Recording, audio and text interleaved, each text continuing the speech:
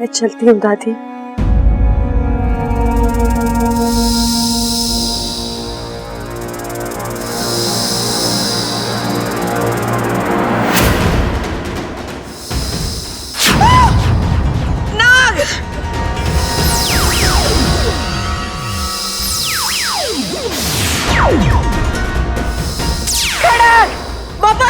जल्दी आओ नाग। नहीं दादी, डरने की कोई जरूरत नहीं है।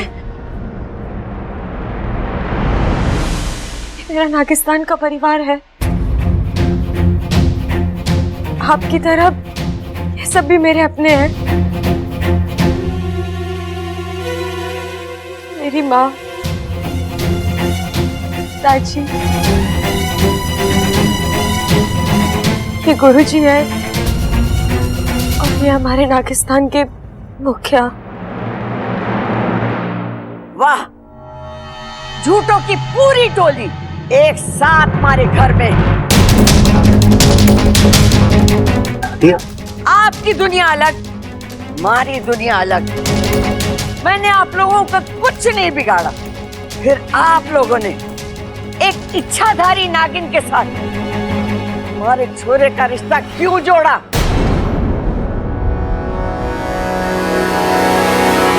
हम साधारण लोग, प्यार और विश्वास यही हमारी पूंजी। इसी के बलबूते पर हम जीते। आपकी छोरी ने हमारा विश्वास तोड़ा है। दुनिया वाले सही कहते कि नाग को चाहे कितना ही दूध पिला, वो मुड़कर डसेगा जरूर।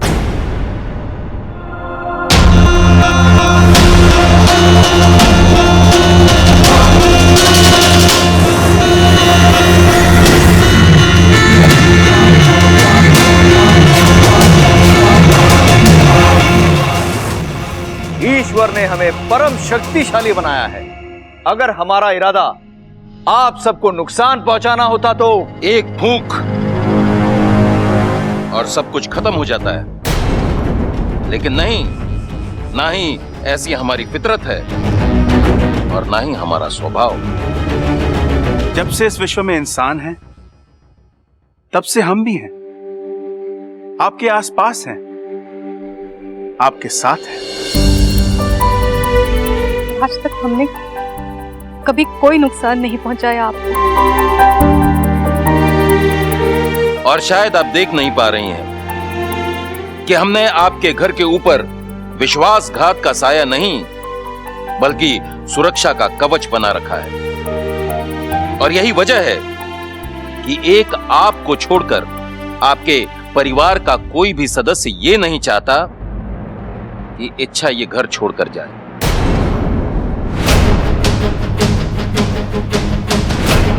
ये सब सच है? सवाल बोल, क्या बात है? मैं क्या बोलूं दादी, मैं तो हुई पैदाइशी बेवकूफ। मेरी तो इस घर में कुछ चलती नहीं है। भाभी ने बोला कि इच्छा अच्छी लड़की है, तो मैंने मान लिया कि अच्छी लड़की है। ये अप्पू ने बोला कि इसको घर में रहने दो, तो मैंने कह दिया रहने दो। वैसे भाभी भी तो इच्छा को अपनी छोटी बहन ही मानती हैं। हाँ, मतलब दादी जी, इच्छा मेरी छोटी बहन जैसी है,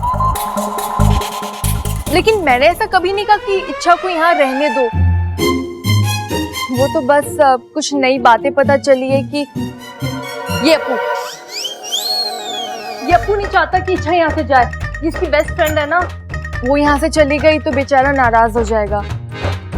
इसलिए मैंने उसकी खुशी के लिए, और अप्पू ने ही कहा कि माँ जी मान गई, अब सासू माँ मान जाए, बहू ना माने, गुस्ताखी होगी ना। इसलिए मैंने कहा इच्छा को रहने दो। अप्पू झूठ बोल रहे हैं। अप्पू, मैंने कब कहा कि मैं मान गई हूँ? इसका मतलब कि दादाजी झूठे हैं। दादाजी, आपने तो कहा था कि दादी मान चुकी है। मैंने ऐसा कब कहा? देख माँ, बित्ते भर का छोरा और बात को कैसे गोल गोल लट्टू की तरह घुमा रहा है। मैंने सच से कुछ नहीं कहा, बल्कि उल्टा इसने मुझसे कहा कि ममता मान गई है। चुप करो सब। बबल, तू बता, थारा क्या फैसला है? अब फैसला क्या करना है दादी? मैंने इच्छा को इस जन्म के लिए नहीं, अगले 7 जन्मों के लिए अपना लिया।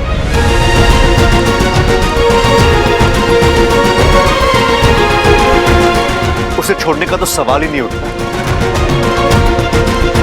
तोरा ये इच्छाधारी नागिन है।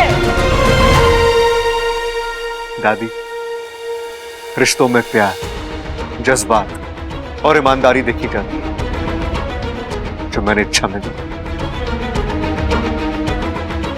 मेरे लिए और कोई चीज मायने नहीं रखती दादी। मैं सिर्फ इतना जानता हूं कि इच्छा से बेहतर जीवन साथी मुझे कभी नहीं मिल सकता। इच्छा के बगैर बब्बल अधूरा है। इच्छा के बगैर बब्बल का कोई वजूद नहीं।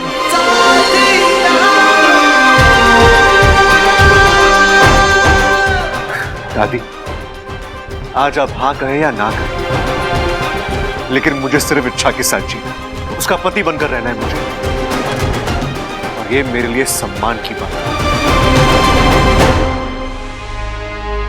दादी, इच्छा सिर्फ इस परिवार के लिए ही बनी है। उठते बैठते सोते जागते वो सिर्फ आप सबके बारे में ही सोचती है। आज इतना सब कुछ हो जाने के बाद जब वो एक घर छोड़कर जा रही थी, तो आपको पता है उसने मुझसे क्या मांगा? के? यही दादी, कि चाहे कुछ भी हो जाए, चाहे हम दोनों को एक दूसरे से अलग ही क्यों ना होना पड़े, लेकिन मैं अपने परिवार से कभी अलग नहीं। आज आप सबके खातिर वो अपने पति का साथ छोड़ने के लिए तैयार है। दादी, आज के बाद मैं और अच्छा एक साथ नहीं रहेंगे, लेकिन हमारे पीछे पति पत्नी का रिश्ता हमेशा बना रहेगा। हम एक दूसरे से दूर होने के बाद भी एक दूसरे से अलग नहीं होंगे। नाग और इंसानी दुनिया के बीच अनोखी प्रेम कहानी यूं ही चलती रहेगी आखिर तक।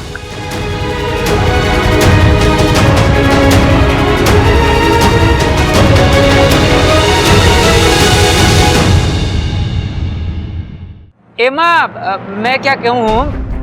नहीं, मैं नहीं, हम सब इच्छा को माफ कर देते हैं। देख माँ, इच्छा इतने महीनों से हमारे साथ रह रही है। उसने आज तक इस बात का एहसास भी नहीं होने दिया कि वो नागिन है। उसने जहर नहीं, अमृत बांटा है हमारे घर में, है भाई? सही कहा आपने अम्मा जी। इच्छा ने कभी किसी को कोई नुकसान नहीं पहुंचाया, उल्टा इसके तो बड़े एहसान हैं हम पर। कम से कम उन्हीं एहसानों की खातिर माफ कर दीजिए ना उसे। हाँ दादी, रोक लो ना इच्छा को। चुप कर सबल, वरना बहुत पीटूंगी तुझे। और ये क्या, तुम सब लोग मुझे इच्छा की अच्छाई का पाठ पढ़ा रहे हो? कि मैं जानती नहीं कि इच्छा कितनी अच्छी है, उसके एहसान कितने हैं हम पर, कि मैं ये सब भूल गई हूँ? नहीं भूली हूँ। इच्छा से मैं भी प्यार करती हूँ, लेकिन वो एक इच्छाधारी नागिन है। और एक इच्छाधारी नागिन बहू बनकर इंसानों के साथ नहीं रह सकती। ये कुदरत के नियम के खिलाफ है। आप सही कह रही हैं दादी, लेकिन मुझे लगता है कि सब शिव जी की लीला है, उन्हीं की रचना है। मेरा मतलब आप देखिए ना, मेरा बब्बल जी से मिलना, यहाँ आना, इस घर का हिस्सा बनना। ये सब फिजूल की बातें। सच तो यह है कि कुदरत के बनाए हुए दो अलग अलग जीव एक साथ नहीं रह सकते। आप समझने की कोशिश नहीं कर रही हैं। समझ आप नहीं रहे। आप किस अधिकार से इच्छा को यहाँ पर छोड़कर जाने की बात कर रहे हैं? अभी अभी इच्छा ने कहा ना कि शिव जी हमें जोड़ना चाहते हैं। अगर वाकई में शिव जी ये रिश्ता जोड़ना चाहते तो वो आप लोगों को भी हमारे जैसा इंसान बनाते, पूरा इंसान, आधा अधूरा नहीं।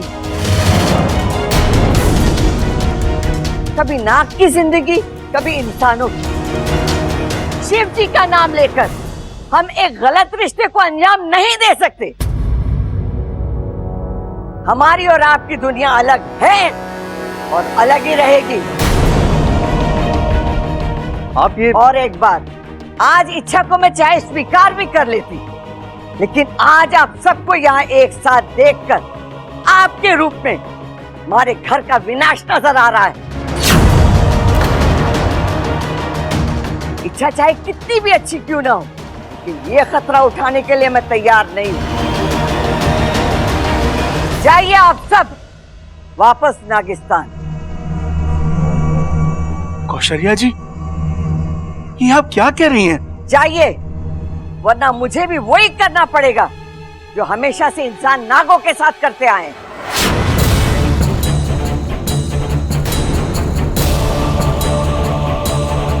सबल, लाठी ला। माँ, दादी, ना ना ना, आप ऐसी गलती मत कीजिएगा। यदि आप लाठी उठाना जानती हैं तो हम भी वन उठाना जानते हैं। और इतिहास इस बात का साक्षी है, नागों का वन तभी उठा है जब नागों पर लाठी उठी है। नहीं गुरुजी, मुखिया जी, आज हम में से कोई ऐसी हरकत नहीं करेगा। आपको आपकी सपोली की कसम है। इच्छा यहाँ प्यार बांटने आई थी, यहाँ नफरत के बीच बोकर कैसे जा सकते हैं हम?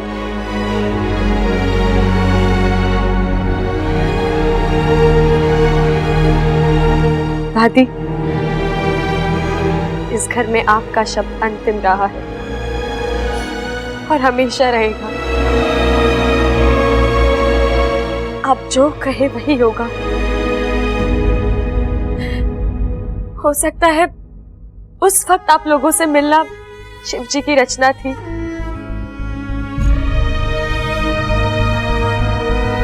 और शायद अब आप लोगों से बिछड़ना उन्हीं की इच्छा हो।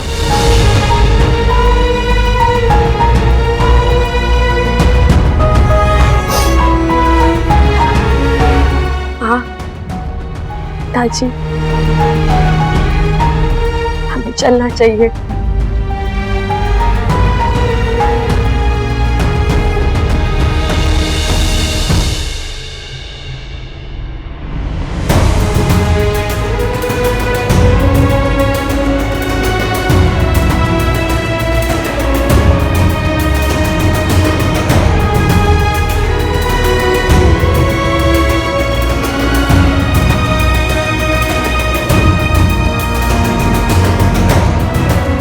दादी, एक बार आवाज दे दीजिए, रोकने के लिए नहीं, बस एक बार पास बुलाकर अपने गले लगा लीजिए।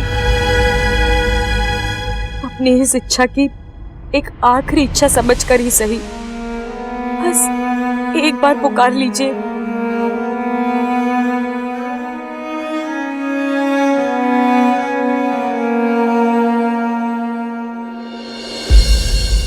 नहीं, मेरी इच्छा नहीं जा सकती। मुझे छोड़कर इस तरह, कोई तो आवाज दो, कोई तो रोक लो उसे। इच्छा,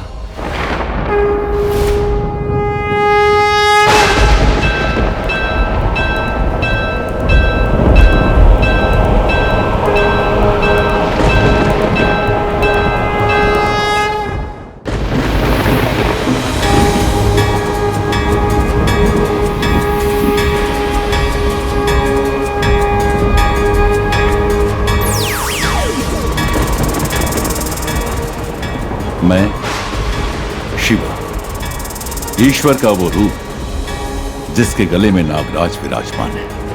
नाग प्रतीक है शांति का। युगों युगों से उनका इस धरती पर वास्तव्य रहा है।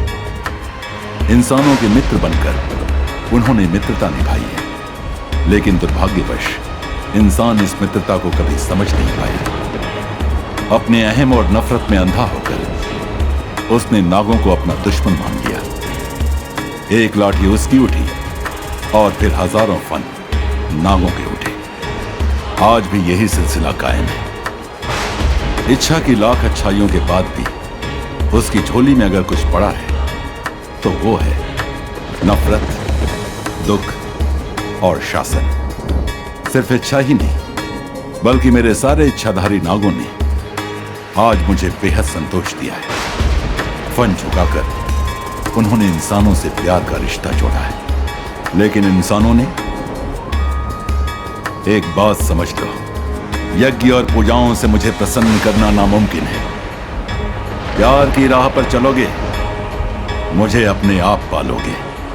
मैं प्रतीक्षा कर रहा हूं तुम्हारे एक सही फैसले का।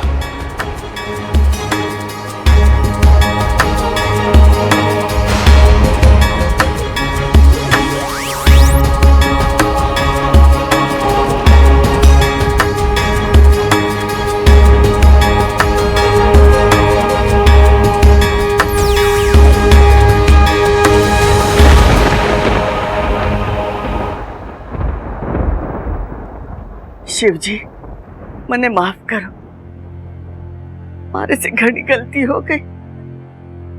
आप इच्छा के रूप में हमारे घर के चौखट पर खड़े थे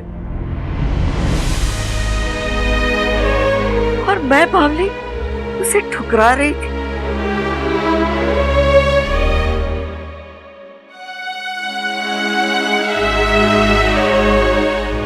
इच्छा, किस मुंह से तुझसे माफी मांगू? नहीं दादी, बोलने दे बच्चा, बोलने। आज अगर मैं नहीं बोली ना तो जिंदगी भर सुकून से नहीं रह पाऊंगी।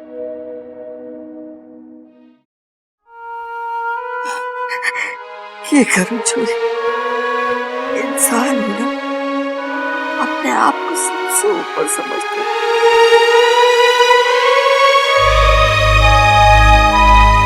घमंड कूट कूट कर भरा था हमारे। आज सारा घमंड टूट गया। आज मुझे पता चला प्यार से बढ़कर कुछ नहीं।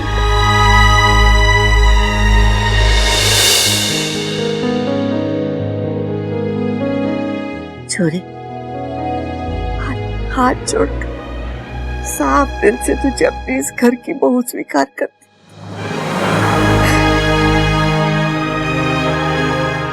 तू बनेगी ना हमारे घर की शोभा। नहीं दादी, आप ये क्या कर रही हैं?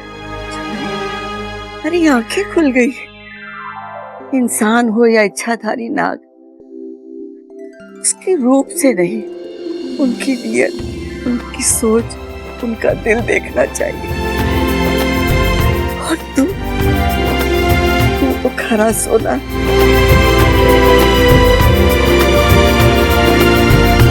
मैं तुझे अपने दिल की अलमारी में पूरे परिवार के साथ संभाल कर रखूंगी।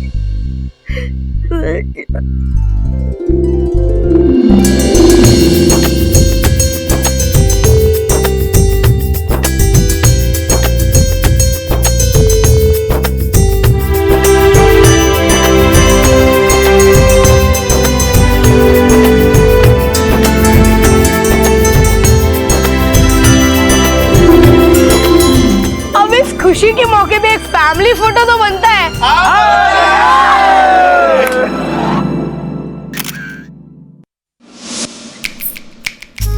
और इस तरह आज मेरा अभियान पूरा हुआ।